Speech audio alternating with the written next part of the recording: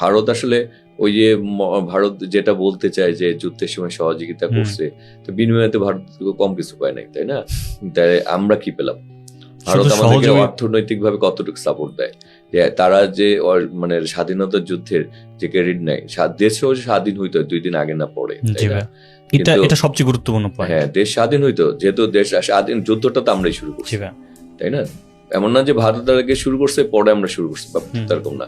বাংলাদেশের মানুষ আগে শুরু করছে, যখন এটা শেষ পর্যায়ে তখন যে ভারত মানে তারা একবার যুদ্ধে অংশগ্রহণ করছে, এর আগে তো তার যুদ্ধে অংশগ্রহণ করেনি। এখন যেটা হচ্ছে যে আমাকে সেই সাপোর্টের কারণে তো ভারতকে বাংলাদেশের মানুষ অনেক কিছু দিচ্ছে, এবং বিগত সরকার তো সবই দিয়েছে, তাই না? বিনিময়ে আমরা কতটুকু সাপোর্ট পেলাম? আমরা কোন সাপোর্টটা পেয়েছি? আমাদের দেশে রাজনীতিকে মানে একটা গণতান্ত্রিক ব্যবস্থা, ওটাকে তার ধ্বংস করছে সাপোর্ট, ওই সরকারকে মানে স্বৈরাচারী একটা সরকারের মানসিকতা নিয়ে গেছে তাদের স্বার্থের কারণে।